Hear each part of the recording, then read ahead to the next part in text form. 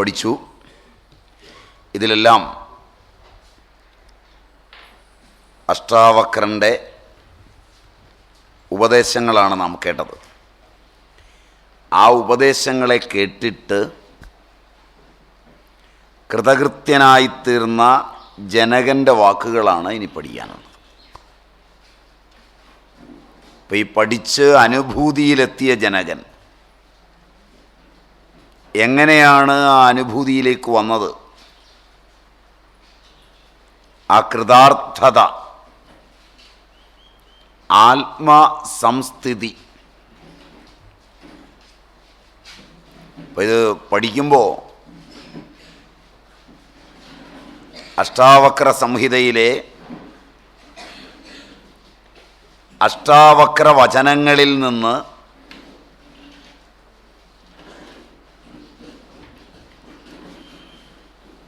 അതേ അനുഭൂതി അല്പമാത്രമായെങ്കിലും ഈ കേട്ടതൊക്കെ വെച്ച് തോന്നുമോ എന്നറിയാൻ പറ്റിയൊരവസരവുമാണ്. അധ്യായം 12 കൃതാർത്ഥതയാണ്, അല്ലെങ്കിൽ ആത്മസംസ്ഥിതി. നോക്കാം. ജനക ഉവാച, ജനകൻ പറഞ്ഞു, കായകൃത്യാ സഹ പൂർവം തതോ വാഗ്വിസ്തരാ സഹ അധചിന്താ സഹസ്തസ്മാത് ഏവമേവാഹമസ്ഥിതഃ കായകൃത്യാ സഹ പൂർവം തതോ വാഗ്വിസ്തരാ സഹ അധചിന്താ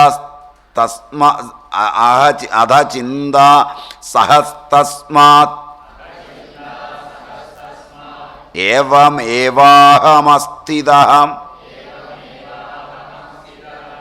അഹം പൂർവം ക്രായകൃത്യാ സഹ തതഃ വാഗ്വിസ്തരാ സഹ അധ ചിന്താ സഹ അഭവം തസ്മാത് അഹം ഏവമേവ ആസ്ഥിതഃ.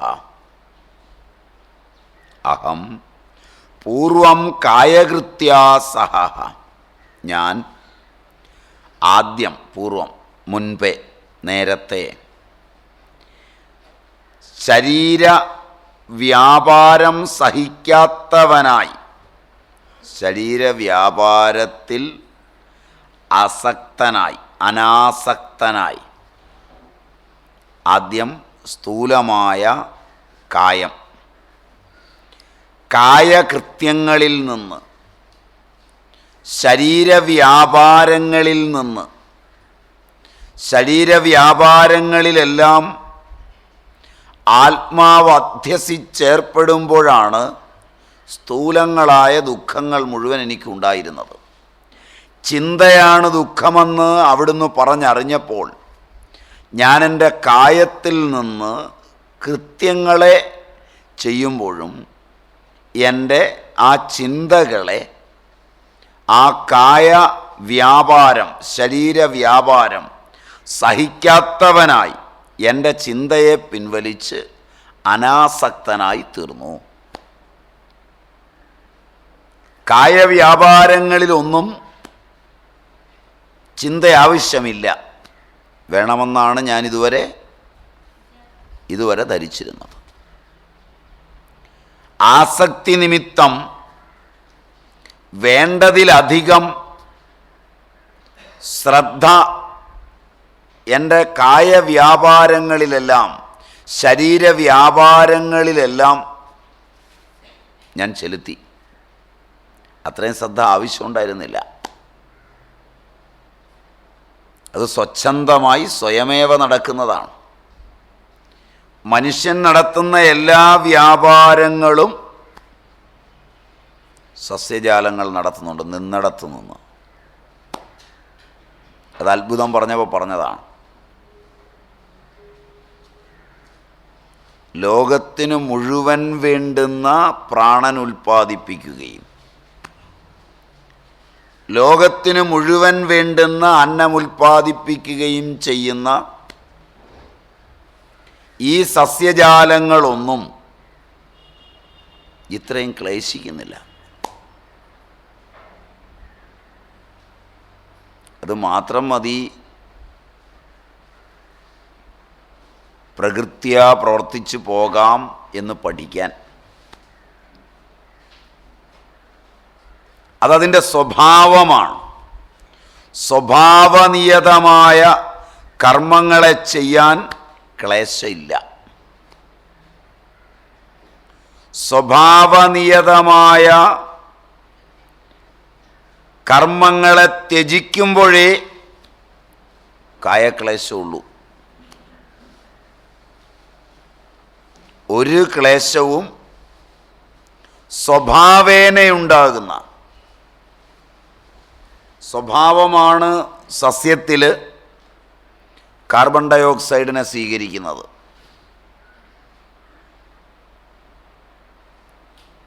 വേണ്ടാധീനങ്ങളൊക്കെ കാണിച്ച് വല്ല ജലദോഷമൊക്കെ വരുമ്പോഴാണ് ഞാൻ നിലനിൽക്കുന്നത് പ്രാണവായു കൊണ്ടാണെന്ന് മനുഷ്യൻ തന്നെ അറിയുന്നത്. ശരിയല്ല. അതുവരെ ശ്വാസോച്ഛ്വാസ പ്രക്രിയ അറിയാറ് തന്നെ ഇല്ല. ഉറങ്ങുമ്പോഴും ശ്വസിക്കുന്നുണ്ട്. അത് വേണ്ടാതിനൊക്കെ കാണിച്ചാൽ ഉറക്കം ചിലപ്പോൾ കുറയും, ശ്വാസോച്ഛ്വാസം ചിലപ്പം നിലയ്ക്കും, അല്ലെങ്കിൽ ചിലപ്പം മൂക്കടപ്പുണ്ടാവും, ജലദോഷം ഉണ്ടാവും, ഇതൊക്കെ ഉണ്ടാവും. ഇല്ലെങ്കിൽ ഏറ്റവും അത്യന്താപേക്ഷിതമായ പ്രാണനെ സ്വീകരിക്കുന്നതിന് ഒരു പ്രയത്നവുമില്ല. ഈ വസ്തുത സസ്യവും ജന്തുക്കളും മനുഷ്യനും അറിഞ്ഞിരുന്ന കാലങ്ങളിൽ പ്രാണൻ സ്വച്ഛന്തവുമായിരുന്നു. നല്ല പ്രാണൻ ശ്വസിക്കുകയും ചെയ്യാമായിരുന്നു. എപ്പോഴിവൻ പ്രാണനെക്കുറിച്ചൊക്കെ പഠനം നടത്തിയോ, എപ്പോൾ ഫോട്ടോസിന്തസിസൊക്കെ പഠിച്ചോ, അപ്പോൾ മുതൽ അവൻ ചുറ്റുപാടുകളെ നശിപ്പിക്കാൻ തുടങ്ങി. ശരിയല്ല എന്നുണ്ടോ ആവോ?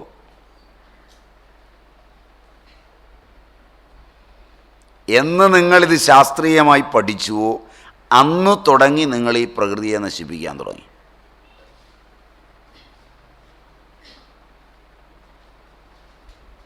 അങ്ങനെയല്ല, അങ്ങനെയല്ല. അങ്ങനല്ലേ? അതുകൊണ്ട് നല്ലപോലെ ആലോചിച്ചോളൂ. നിങ്ങൾക്ക് എന്ന് വിദ്യാഭ്യാസം കിട്ടി, എന്ന് നിങ്ങൾ തിരിച്ചറിഞ്ഞു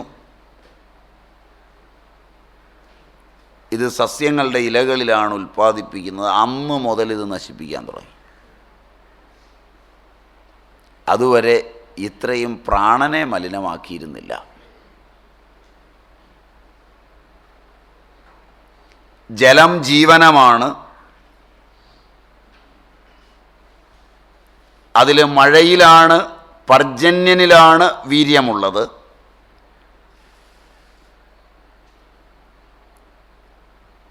തോട്ടിലെ ജലത്തിലും മറ്റുള്ളതിലൊന്നും വീര്യമില്ല. വീര്യമുള്ളത് ഉപയോഗിച്ചാൽ കൃഷി ഉത്തമമാവും. 2 തവണ കൃഷി ചെയ്താൽ കിട്ടുന്നത് 1 തവണ കിട്ടും.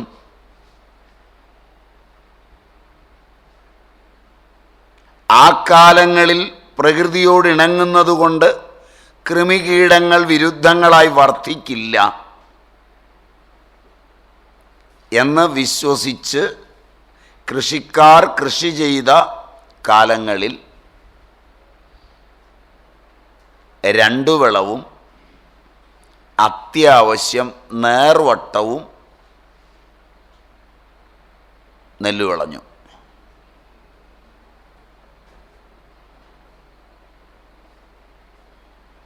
ഞാൻ പ്രായമായവരെയാണ് നോക്കുന്നത്.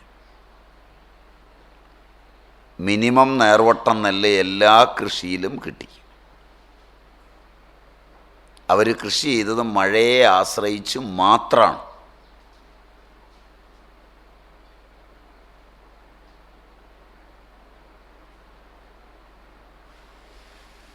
കനാലുകളില്ല, ബണ്ടുകളില്ല,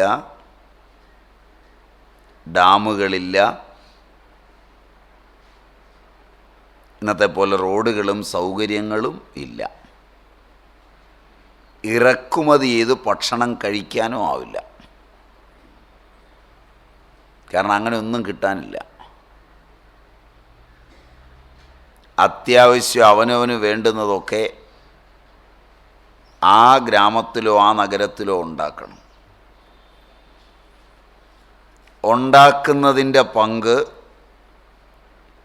വിളവെടുക്കുമ്പോൾ അടുത്തുള്ളവർക്ക് കൂടെ കൊടുക്കുകയും ചെയ്തു. തൊടുപുഴക്കാർക്കൊക്കെ നല്ലപോലെ അറിയേണ്ടതാണെന്ന് തോന്നുന്നു. കൊയ്ത്തും മതിയൊക്കെ ഇവിടെ ധാരാളം ഉണ്ടായിരുന്നു എന്ന് തോന്നുന്നു.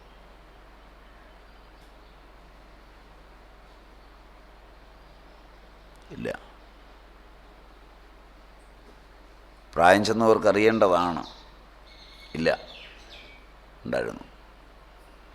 കപ്പയൊക്കെ നട്ടാൽ പറിക്കുമ്പോൾ അയൽവക്കംകാരും ഒക്കെ കൂടി കപ്പവാട്ടൊരു ഏതാണ്ടൊരു ഉത്സവം പോലായിരുന്നു. രാത്രിയിൽ വല്ല കാച്ചിലോ കിഴങ്ങോ ചേമ്പോ കപ്പ തന്നെയോ ഒക്കെ പൊളിച്ച് അതിൻ്റെ അകത്തേക്കിട്ട് ചുട്ടൊക്കെ തിന്ന് വട്ടത്തിൽ കൂടിയിരുന്ന്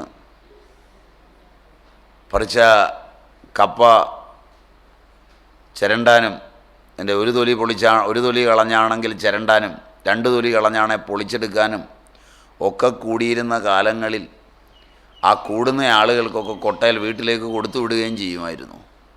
ആരെങ്കിലും വന്നില്ല, ആ വീട്ടിലെ അംഗങ്ങൾ പ്രായമായവരാണ്, പണിയാൻ പറ്റുന്നവരില്ല, തളർന്നവരുണ്ട് എന്നൊക്കെ ഉണ്ടെങ്കിൽ അവർക്ക് പ്രത്യേകം ആദ്യം ആ വീട്ടിലെ ചെറുപ്പക്കാരായ ആൺകുട്ടികളുടെ തലയിൽ വെച്ചു കൊടുത്ത് അവിടെ എത്തിക്കാൻ പറയുമായിരുന്നു. ശരിയല്ല?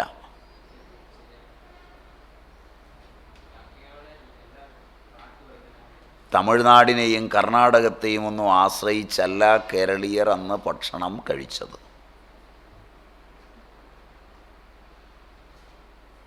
തമിഴ്നാടും കേരളവും ഇന്ന് അതിർത്തികൾ അടച്ചാൽ കേരളീയൻ റബ്ബർ കുരു തിന്ന് ജീവിക്കണം. ശങ്ക വേണ്ട.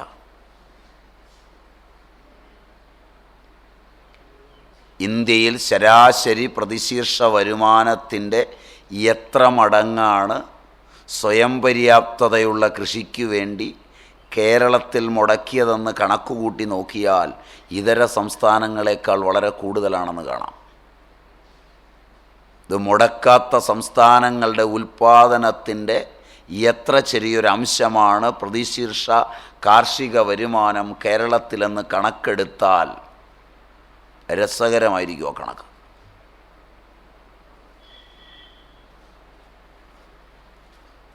കീജയെ വിളിക്കുമ്പോൾ ആലോചിക്കേണ്ട കാര്യമാണ്.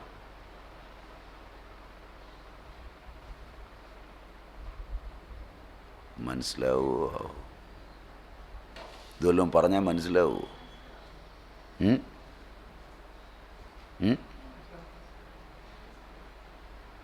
അന്ന് കൃത്യമായി പ്രകൃതിയെ ആശ്രയിച്ച് മഴയെ നോക്കി, ആ പർജന്യനെ നോക്കി, പ്രകൃതി മലിനമാക്കാതെ വിത്ത് കെട്ടുന്നതൊക്കെ ശുദ്ധമായി മര്യാദാമസൃണമായി, വിത്ത് ഉണങ്ങിയിടുന്നതൊക്കെ മര്യാദാമസൃണമായി, വിത്തെടുത്ത് കുത്തി തിന്നാതെ. ശരിയല്ല?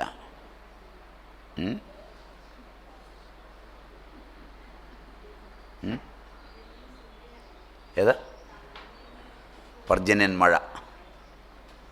പർജന്യൻ എന്ന് പറഞ്ഞാൽ അത് എല്ലാ മഴയല്ല.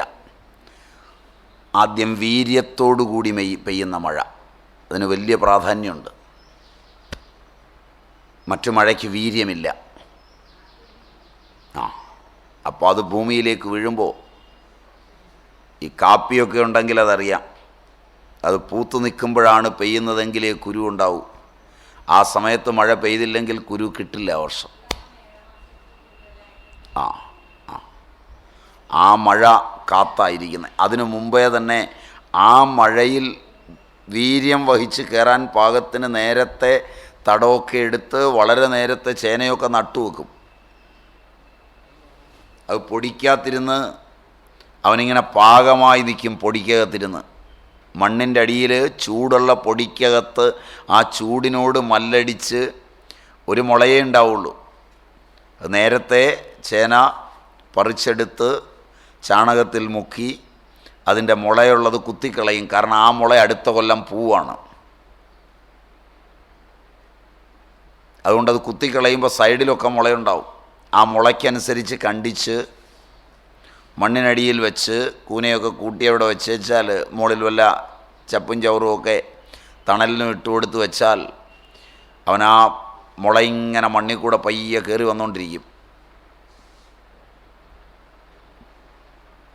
അപ്പോഴാണ് ആദ്യത്തെ മഴ വരുന്നതെങ്കിൽ അത് അന്തരീക്ഷത്തിൽ ജീവികളുടെ പട്ടി, പൂച്ച,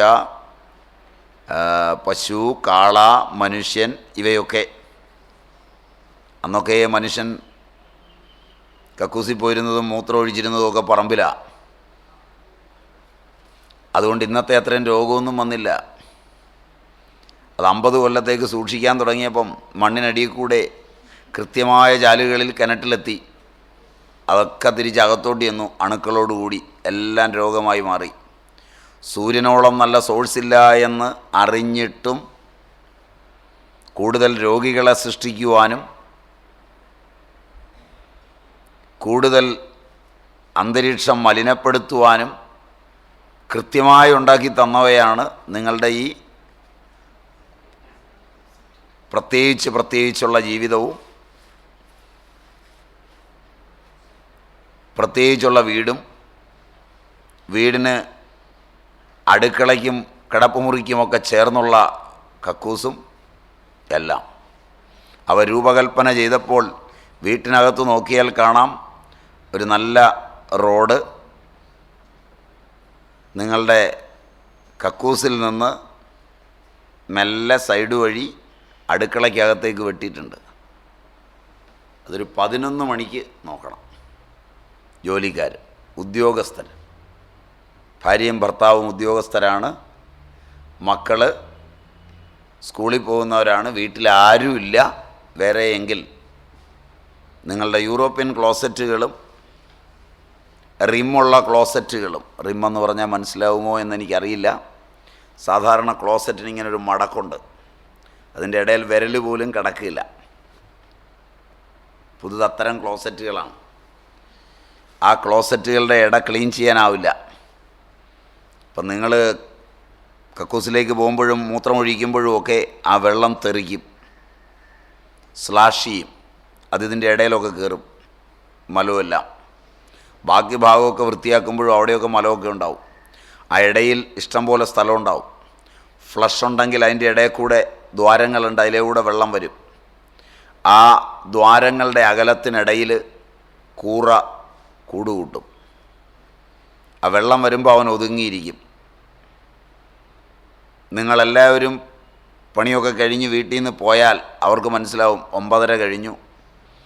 തിങ്കളും ചൊവ്വയും ബുധനും വ്യാഴവും വെള്ളിയും ശനിയും ഈ ദിവസങ്ങളിൽ 10 മുതൽ 4 മണി വരെ ഇവരാരും ഇവിടെ വരില്ല എന്ന അവന് ഒന്നാന്തരം ട്രെയിനിങ് ഉണ്ട്. അത് ഇൻ്റർനാഷണൽ ട്രെയിനിങ് സെൻറ്ററിൽ നിന്നാണ് അവൻ്റെ മാനേജ്മെൻറ്റ് സ്റ്റഡീസ്. നിങ്ങൾക്ക് കിട്ടിയ പോലുള്ള സ്റ്റഡിയല്ല. അവൻ മെല്ലെ ഇറങ്ങും. ഇതിനിടയിലെങ്ങാനും ഭർത്താവോ ഭാര്യയോ ഇടയ്ക്കൊന്ന് ചാടി വന്ന് ഇവിടെ ഇരുന്ന് ഫ്ലഷ് ഓൺ ചെയ്താൽ ഒരു 2-3 കൂറ വെള്ളത്തിൽ വീഴുന്ന കാണാം. ഒരാളെങ്കിലും കണ്ടിട്ടുണ്ടാവും. ശരിയാണെന്ന് അനുഭവിച്ചിട്ടുള്ള ഒരാളെങ്കിലും കാണും. ഒന്ന് കൈപൊക്കിയാൽ അവനോട് യോജിക്കുന്നവരുണ്ട്. ബാക്കിയുള്ളവരെ അതും ശ്രദ്ധിച്ചിട്ടുണ്ടാവില്ല. ഇത് കാരണം വെച്ചാൽ അവൻ്റെ ആ ട്രെയിനിങ്ങിനെ നിങ്ങൾ വെട്ടിയത് കൊണ്ടാണ് അവൻ വെള്ളത്തിൽ വീണത്. ഇല്ലെങ്കിൽ അവൻ വീഴില്ല. അവൻ കൃത്യമായി അവൻ്റെ കുഞ്ഞുങ്ങളെയും മുട്ടയെയും അവനുമെല്ലാം ഈ വെള്ളം വരുന്ന 2 ദ്വാരത്തിൻ്റെ ഇടയിൽ കൃത്യമായി സൂക്ഷിച്ച് അവൻ ജീവിക്കുന്നത്. ഇത് കഴിഞ്ഞാൽ അവൻ എന്ത് ചെയ്യുമെന്ന് വെച്ചാൽ നിങ്ങൾ ഓഫീസിലേക്ക് പോയി എന്നറിഞ്ഞാൽ അവൻ പതുക്കെ അവിടെ നിന്ന് ഇറങ്ങും. ഇറങ്ങി ആ ഭിത്തിയുടെ അരികു ചേർന്ന് നേരെ നിങ്ങളുടെ അടുക്കള വരും. അപ്പോൾ നിങ്ങൾ രാവിലെ അരിയൊക്കെ വെച്ച് ചൂട് കൂടുതലായതുകൊണ്ട് കോരിയെടുത്ത കൂടെ ആ അടപ്പ് ശകലം പൊങ്ങിയായിരിക്കുന്ന ആ തവിയുടെ കണമുണ്ട്. തവിയുടെ കണ ഇങ്ങനെ വെച്ചിട്ട് അടപ്പതയിലേക്ക് വെക്കും. പഴയ നിങ്ങളുടെ വല്യമ്മയ്ക്കും വല്യപ്പനും ഒക്കെ അറിയാം, അവർ പറമ്പിലാ കക്കൂസ്. അവിടുന്ന് ഇവൻ പറന്നിവിടെ വരില്ല, അവിടെയൊക്കെ തിന്നാവുന്നതൊന്ന് കൂടിയാൽ മതി. ഇത് പെരയ്ക്കകത്താണ്, പല വീടുകളിലും അടുക്കളയുടെ തൊട്ടടുത്താണ്. അപ്പോൾ അവന് യാത്ര കിലോമീറ്റർ കുറയും അവൻ്റെ കണക്കിനുള്ള. മെല്ലെ നേരെ വന്ന് ഇവിടെ കയറും. എന്നിട്ട് ആ കാലുകളിലൊക്കെ രോമങ്ങളുണ്ടാവും. അതോടുകൂടി അവൻ ഈ കാലെല്ലാം നീട്ടിയിട്ട് പതുക്കെ ഇത് നക്കും. ഈ ചോറും കറിയൊക്കെ കുറേശ്ശെ ഇതെല്ലാം അതിനകത്ത് ഭംഗിയായി പകർത്തി വയ്ക്കും. നിങ്ങളുണ്ണും, ആശുപത്രിയിലെത്തും.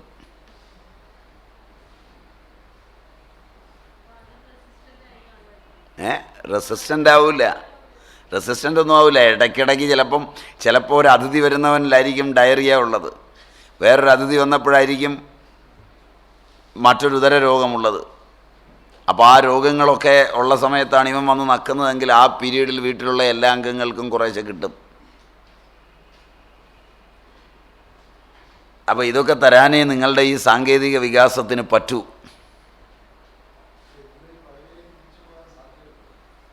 അത് വേറൊരു കാര്യം. ഇങ്ങനെ ഉണ്ടെന്നറിഞ്ഞാൽ ഇതെങ്കിലും സൂക്ഷിക്കാം. ചുരുങ്ങിയ പക്ഷം അടച്ചു വയ്ക്കുന്നത് നേരെ അടച്ചു വയ്ക്കാം. മനസ്സിലായി? പതിവായിട്ട് ഈ ക്ലോസറ്റ് ക്ലീൻ ചെയ്യാം. കുറഞ്ഞ പക്ഷം ഈ റിമ്മില്ലാത്തത് മേടിച്ചു വെക്കാം, നേരെ കാണാവുന്നത്. മനസ്സിലായില്ല? അത്രയൊക്കെ ചെയ്യാം. അതും മേലാന്ന് പറയുമോ? ഇങ്ങനെ ഉണ്ടെന്നറിഞ്ഞു കഴിഞ്ഞാൽ ആ മര്യാദയെങ്കിലും പാലിക്കാം. എഗ്രി? തിരിച്ചു പോകാനും പറ്റും. ഇങ്ങോട്ട് നടക്കാൻ പറ്റുമെങ്കിൽ, കാല് തളർന്നില്ലെങ്കിൽ തിരിച്ച് നടക്കാം. കാരണം നടക്കുന്നത് മൈൻഡാണ്. രാവിലെ 4 പാള വെള്ളം മോട്ടറുണ്ടെങ്കിലും കോരി പരിശീലിക്കുക.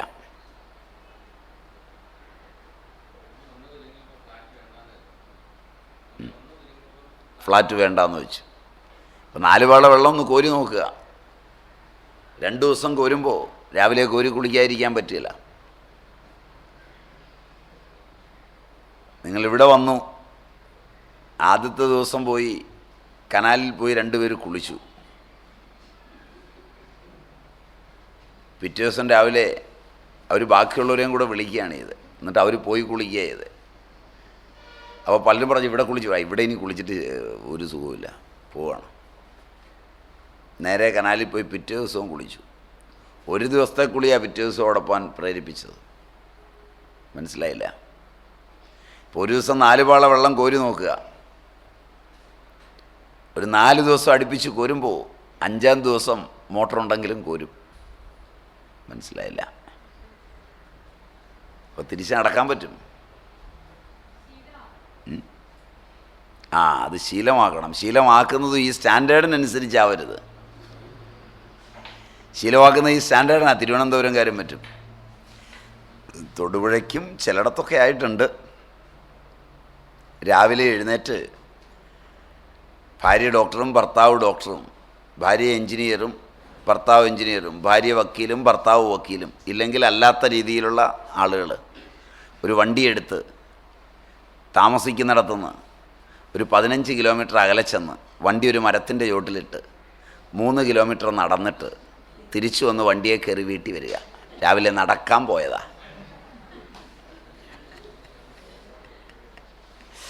അപ്പം നടക്കലും ഒരു ചികിത്സയുടെ ഭാഗമാണ്. കാരണം ഈരാളി പറഞ്ഞു നിരപ്പ് റോഡിൽ കൂടെ നടക്കണം, ഹാർട്ടിൻ്റെ ബ്ലോക്ക് പോകാൻ. കൂവളത്തല 11 എണ്ണവും 11 തഴുതാമ ഇലയും ഒക്കെ കൂടെ കഴിച്ചിട്ട് ഇംഗ്ലീഷ് ഗുളികയും കൂടെ കഴിച്ചോളാൻ. മനസ്സിലായില്ല? ഡോക്ടർ ഈരാളിയുടെ പ്രിസ്ക്രിപ്ഷൻ കയ്യിലുള്ളവരുടെ ഇടയിൽ ഇരിപ്പുണ്ട്. അവരുടെ പ്രിസ്ക്രിപ്ഷനിൽ അതുണ്ട്. വാഴപ്പിണ്ടി നീരിത്ര, കൂവളത്തല ഇത്ര, പിന്നെ ഇംഗ്ലീഷ് ഗുളികയും. കാരണം പണ്ടൊരാൾ ഈ പേപ്പട്ടി കടിക്കാതിരിക്കാൻ ഒരു ഗുളിക കൊടുത്തിട്ട് പറഞ്ഞു മരത്തിൽ കയറി ഇരുന്നോളാൻ.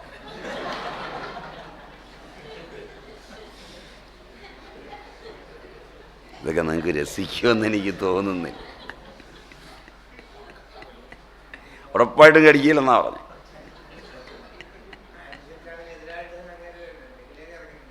ഞാൻ വായിച്ചത്.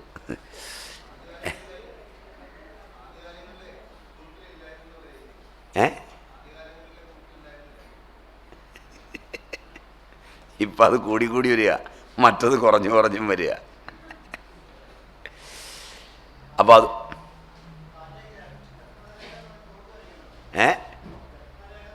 അവനിപ്പം ചാടി കിടക്കും, അവനിപ്പം ചാടി കിടക്കും.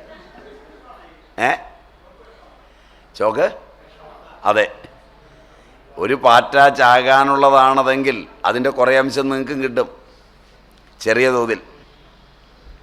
അവനിപ്പോൾ വേറൊരു അഭ്യാസം കാണിക്കും. 2-3 പ്രാവശ്യം വരച്ചപ്പോഴൊക്കെ കിടക്കാതിരുന്നു, ഇപ്പോൾ അവനത് ചാടി കിടക്കാൻ തുടങ്ങി. പറക്കുന്ന ഒരു ജീവി മണ്ണിൽ കൂടെ നടന്ന് മാത്രമാണോ വരുന്നത്? അവൻ ചാടി കിടക്കും, യാതൊരു ശങ്കയില്ല.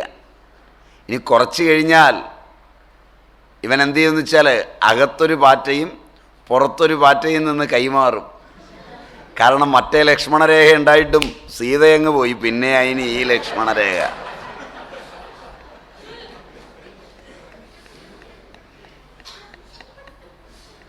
ഒറിജിനൽ ലക്ഷ്മണൻ വരച്ച രേഖ പ്രയോജനപ്പെട്ടില്ല.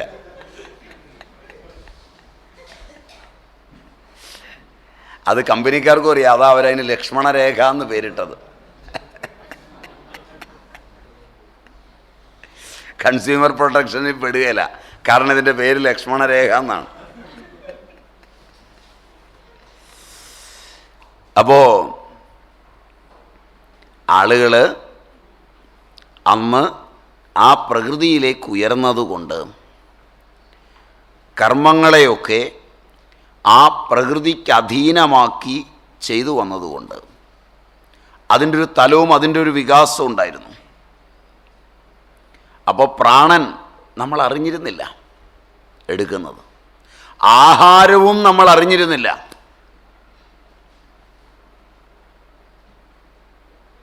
പഴയ ആളുകൾ പലരും ആഹാരം തന്നെ കഴിച്ചിരുന്നില്ല.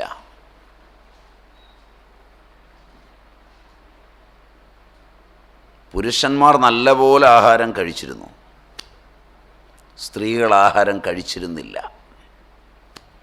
കേരളത്തിൽ മിക്കവാറും എല്ലാ സമൂഹങ്ങളിലും ജാതി മത ഭേദമന്യേ പഴയ സമൂഹങ്ങളിൽ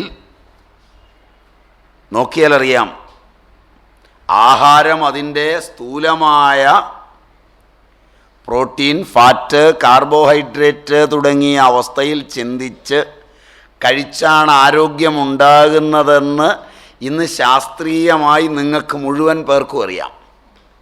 അഗ്രീഡ്, അഗ്രീഡ്. WHO സ്റ്റാൻഡേർഡും അതാണ്.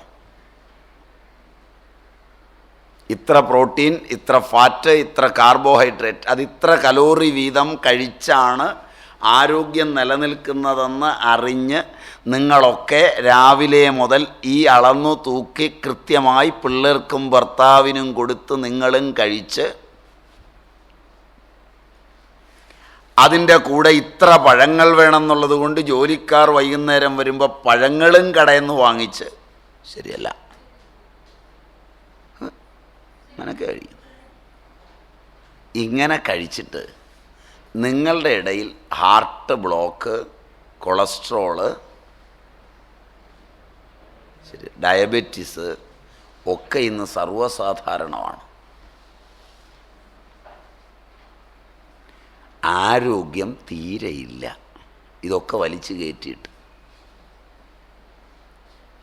പഴയ ആളുകൾ എടുക്കുന്ന ഒരു വെയിറ്റ് എടുത്തുകൊണ്ട് നടക്കാൻ നിങ്ങൾക്കിന്നാവില്ല, ശരിയല്ല.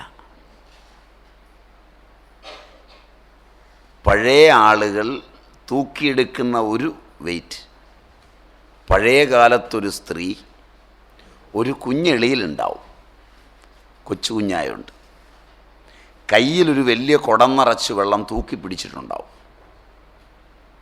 ആ കുടം നിങ്ങളിൽ ഒരാൾക്ക് ഇന്ന് ഒറ്റയ്ക്ക് പൊക്കാൻ പറ്റില്ല, അതാ തൂക്കി പിടിക്കുന്നത്. പിടിക്കാതൊരു കുടം വെള്ളം തലയിൽ ഒരു തുണി വട്ടത്തിൽ ചുറ്റി വെച്ചിട്ടുണ്ടാവും.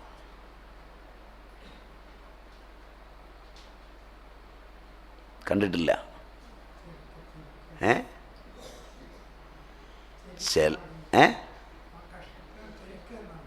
ചിലയിടത്ത് ചുമ്മാട്, ചെരുക്ക് എന്നൊക്കെ പറയും. അത് വെച്ചിട്ട് മോളി വെച്ചിട്ടുണ്ടാവും. ചില സ്ത്രീകൾ അല്പം കൂടെ അത്ഭുതം കാണിക്കും, അതിൻ്റെ മുകളിലൊരു കുടവും കൊണ്ടുണ്ടാവും.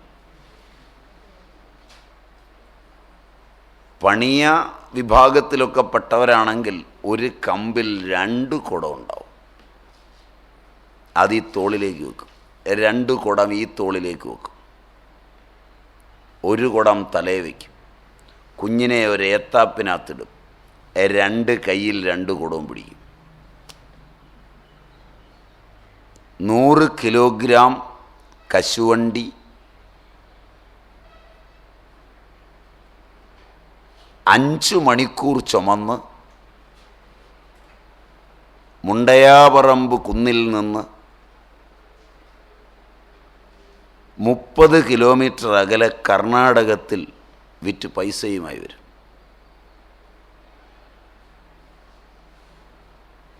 ഊടുപാതയിലൂടെ മാത്രം സഞ്ചരിച്ച്.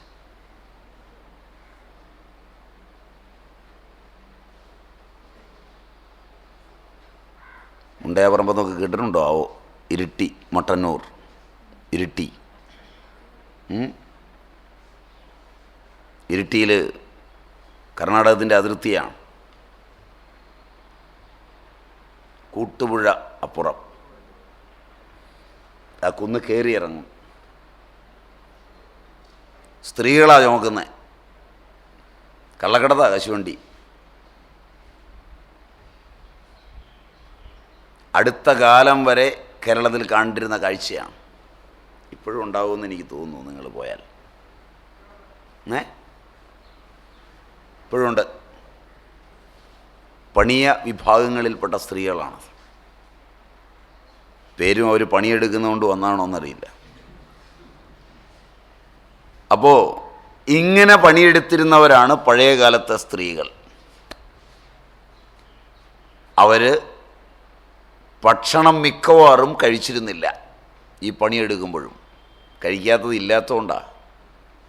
ഇല്ലാത്തത് മൊത്തം ദാരിദ്ര്യം കൊണ്ടല്ല, വീട്ടിലെ അംഗങ്ങൾക്കും ഒക്കെ കൂടെ വേണ്ടി പലതരത്തിൽ ഭക്ഷണം ഉണ്ടാക്കും. രാവിലെ പലതരത്തിലുണ്ടാക്കും, ഉച്ചയ്ക്ക് പലതരത്തിലുണ്ടാക്കും, വൈകുന്നേരം. ഇതുണ്ടാക്കുമ്പോൾ പണിക്കാർക്ക് കൊടുത്ത് വീട്ടുകാർക്ക് കൊടുത്ത് അന്നേരമാണ് പ്രതീക്ഷിക്കാത്ത 4 അതിഥികളും വരുന്നത്. അവർക്കും കൊടുത്തു കഴിയുമ്പോൾ ഒന്നും കാണുകയില്ല. മാന്യന്മാരാണ് വീട്ടിലെ ആണുങ്ങളെങ്കിൽ വളരെ കുറവാണ്.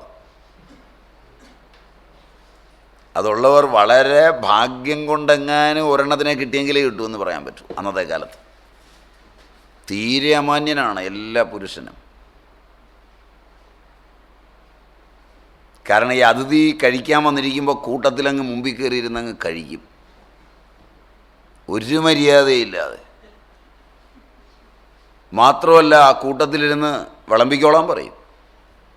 ഇതേ അവിടെ അവിയൽ തീർന്നു, വിളമ്പിക്കും.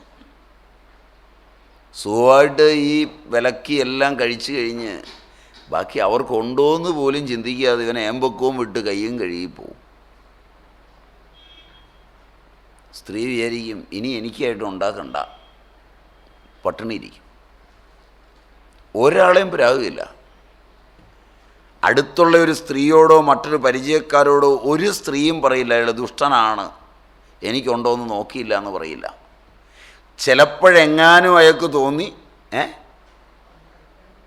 ഇപ്പോഴാണെ പറയല്ല, പിടിച്ച നാളെണ്ണം കൊടുക്കും. ഇപ്പോഴാണെ പറയുകയാണോ ചെയ്യുക? ഇപ്പോഴത്തെ കഥ ഞാൻ പറഞ്ഞില്ല, അത് പറയാൻ പോകുന്നേ ഉള്ളൂ. അതെ, ഞാനിത് പഴയ കഥയാണ് പറഞ്ഞത്. അപ്പോൾ കൃത്യമായി ഇത് മുഴുവൻ കൊടുത്തിട്ട് ഇത് പട്ടിണിയാണെന്ന് എങ്ങാനും അറിഞ്ഞ് ദുഃഖം തോന്നി എപ്പോഴെങ്കിലും ഒരുത്തൻ കണ്ട് ആ ഭർത്താവ് വന്ന് നിനക്കൊന്നും ഇല്ലായിരുന്നു അല്ലേന്ന് ചോദിച്ചു. ഞാൻ കഴിച്ചതാ. കഴിച്ചില്ല എന്ന് പറയില്ല. ഞാനത് കലക്കി കുടിച്ചായിരുന്നു, ഞാൻ അതെടുത്ത് കുടിച്ചായിരുന്നു, അല്ലെങ്കിൽ കാടിയുണ്ടായിരുന്നു, കഞ്ഞി വന്നപ്പോൾ കഞ്ഞിവെള്ളം കുടിച്ചു, ഇങ്ങനെയൊക്കെ പറഞ്ഞ് അവനെ സമാനിപ്പിച്ചു വിടും. അവന് മനസ്സിന് ഒരു പ്രയാസവും ഉണ്ടാക്കില്ല. ഈ പട്ടിണി കിടന്നിട്ട് ഇയാളുടെ 10 15 പിള്ളേരെ പ്രസവിക്കണം.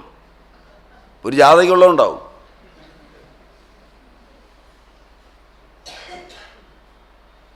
അത് ഇയാളെ പോലുള്ള സ്വഭാവമുള്ളതായിരിക്കും എല്ലാം.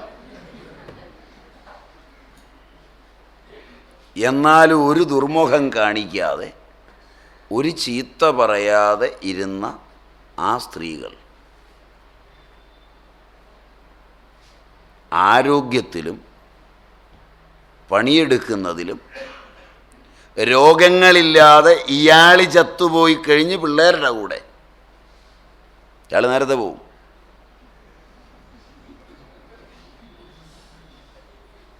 പിള്ളേരുടെ കൂടെ സുഖമായിട്ട് ജീവിക്കും. അത് കഴിഞ്ഞ് പിള്ളേർ ചിലപ്പോൾ പോവും, പിള്ളേരുടെ കൂടെയും കാണും, ചിരിയും കളിയൊക്കെ ആയിട്ട്. ഞാൻ പറഞ്ഞത്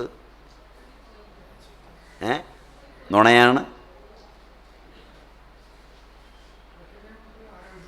അത് ഞാൻ പറഞ്ഞത് നുണയാണ്. എവിടുന്നാണ് അവർക്ക് ആരോഗ്യം കിട്ടിയ?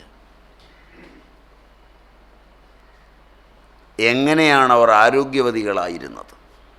ആഹാരമാണ് ആരോഗ്യമെങ്കിൽ ഇന്നാണ് ആരോഗ്യം ഉണ്ടാകേണ്ടത്.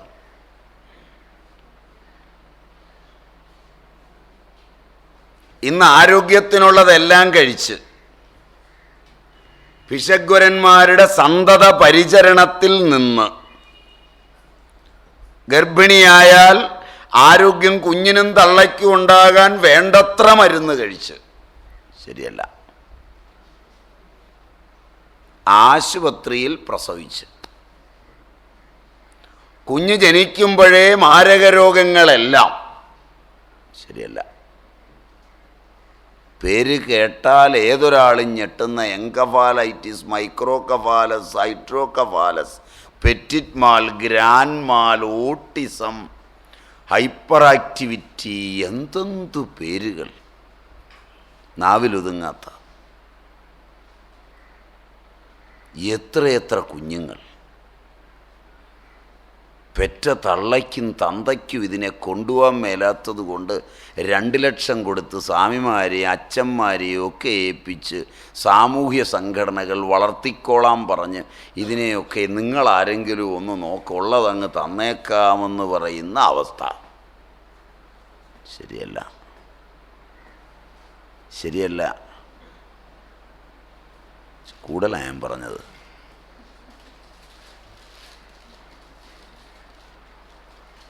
വിദ്യാഭ്യാസത്തിൻ്റെ നിശബ്ദതയാണോ ഇത്?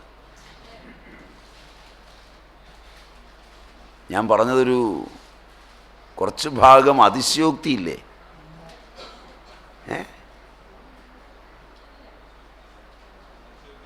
ഏതാ അതിശയോക്തി? കുഞ്ഞുങ്ങൾക്ക് രോഗം കുറവാണോ എന്ന്? പിന്നെ ഏതാണ് അതിശയോക്തി? പിള്ളേർ മറ്റുള്ളവർക്ക് കൊടുക്കുന്നതോ? ടൗണിലൊന്ന് പോയി നോക്കിയേ.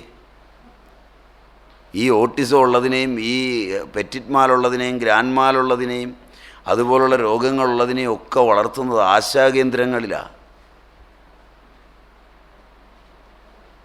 വയസ്സായ തള്ളയും തന്തയും ഒക്കെ വളർത്തുന്നതെന്ന് അവിടെയാ. ശരിയല്ല,